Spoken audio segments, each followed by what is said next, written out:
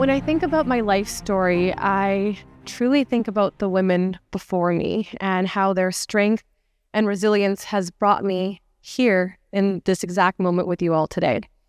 The strongest person I know would undoubtedly be my mom, and she's actually here in the crowd today. Hey, Mom. And I don't mean to put her on the spot, but I would love to share a little bit about my mom's story because I think it really connects to why I do the work that I do, because she truly is my why.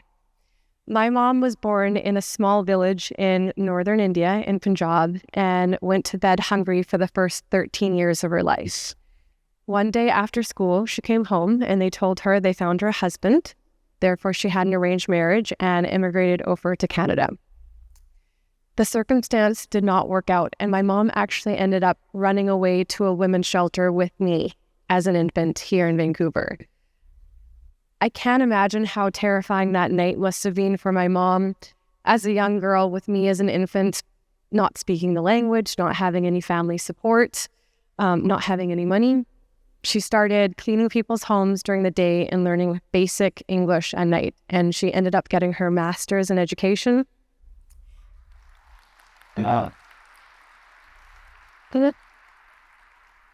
And her journey unfolded from there, and she's built a beautiful life for herself. So I just want to say I'm truly grateful to be her daughter.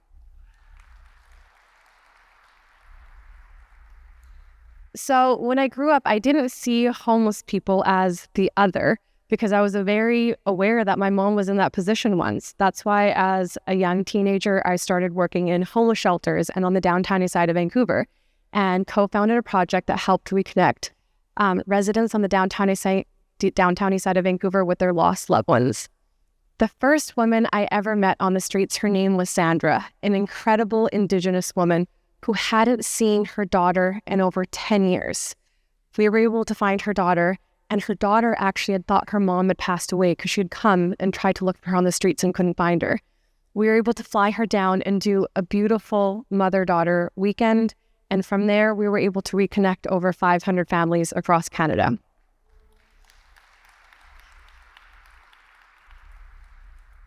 At 18, when I was in Zambia, Africa, for an internship that was only supposed to be 3 months, I would see these little girls in the villages, and they would remind me of my mom and how they didn't have access to education and opportunities. And that's why I founded a primary community school grounded in gender equality with 50% girls, and spent 7 years there back and forth and successfully handing it back into the community. So I definitely see this thread through my life, trying my very best to serve and rectify the injustices I have seen the women in my life go through.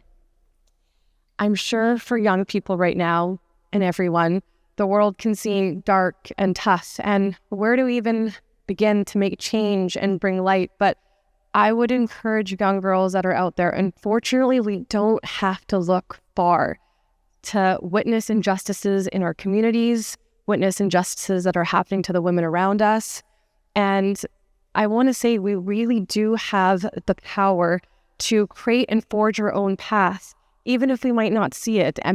But listen, I promise you, if you take that first step, people will follow you and support you. For example, I know there's a lot of RBC people in the room right now. When I wanted to create TEDx Whistler to highlight Indigenous storytelling and incredible women, RBC stood by me and supported TEDx Whistler, and it wouldn't have happened without RBC. So just as a full circle moment right there, I want to say thank you to you guys. And it shows you that you don't have to do it alone. There's people out there that want to help you and want to help support, make our communities better. For everyone in the room tonight, you have the power to take that step, or you have the power to support someone who is. And I think now more than ever, we need to try to bring as much love and light as we possibly can into the world.